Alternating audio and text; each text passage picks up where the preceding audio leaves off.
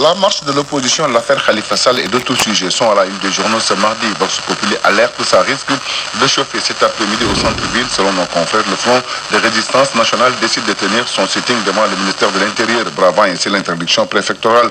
Dans le même journal, Mamadou Diop Decroix et ses alliés appellent les Sénégalais à venir devant le ministère de l'Intérieur pour défendre la démocratie, exiger la confirmation des candidatures déjà annoncées de Karim Wade et Khalifa Sall. Le préfet d'Ignette, le Front de résistance maintient sa décision, écrit l'Observateur. Selon nos confrères, le risque de grabuge à la place Washington est réel. Mardi de tous les dangers, barre la une du quotidien La Tribune. Devant l'introduction préfectorale, les leaders du front ne comptent pas reculer, ce qui augure une journée de tous les dangers. L'opposition défie le pouvoir, écrit l'As. Le même titre, barre la une du journal Réumi.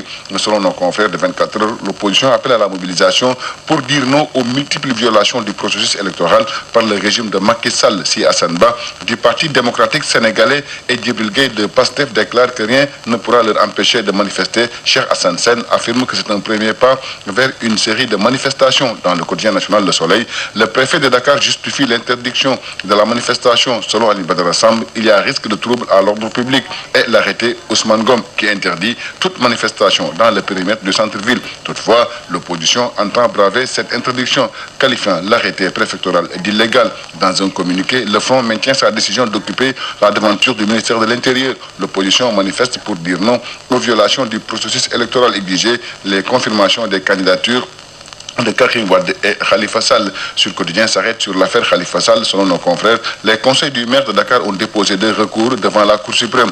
L'un vise le jugement rendu en première instance et confirmé par la Cour d'appel, et le second vise le décret de révocation de leur client de son poste de maire de Dakar. Dans le même journal, l'avocat de Khalifa Sall, Maître Bamba Cissé, démontre les arguments du ministère de la Justice justifiant la révocation du maire de Dakar. Selon lui, la décision est prématurée. Pour Maître El Hadji Diouf, le ministre de la Justice a tout faux. Dans une interview accordée à Sud FM et reprise par 24 heures, l'avocat Dema Ismaël Madior Fall. Selon lui, la condamnation n'est pas encore définitive car l'appel et le pouvoir en cassation sont suspensifs. Sur le même sujet, nos confrères du quotidien Les Échos révèlent que le préfet va convoquer un conseil municipal pour élire le nouveau maire. En attendant, c'est le premier adjoint qui assure l'intérim, ce qui veut dire qu'une délégation spéciale n'est pas encore envisagée, à moins que le conseil ne soit délibérément bloqué par les proches du maire de Dakar, Khalifa Sall. En tout cas, le poste de maire aiguise des appétits. Nos confrères de Réumi révèlent que plus d'une cinquantaine de conseils de Khalifa Sall sont approchés par les hauts responsables de l'APR.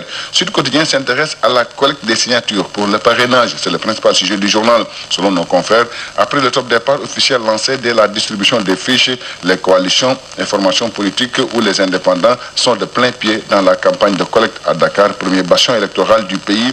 Le départ semble officiellement lancé par la quasi-totalité des candidats. Nos confrères font aussi le point dans les régions. Toujours à propos du parrainage, le quotidien LAS révèle que la mouvance présidentielle a sérié ses objectifs dans le département de Dakar pour récolter le maximum de signatures dans la capitale. Ainsi, il est assigné à chaque commune un nombre spécifique de signatures pour parrainer la candidature du chef de l'État, Macky Sall. Quant au Parti démocratique sénégalais, il démarre sa campagne de collecte de signatures pour le parrainage le 8 septembre prochain, révèle nos confrères de Réumi.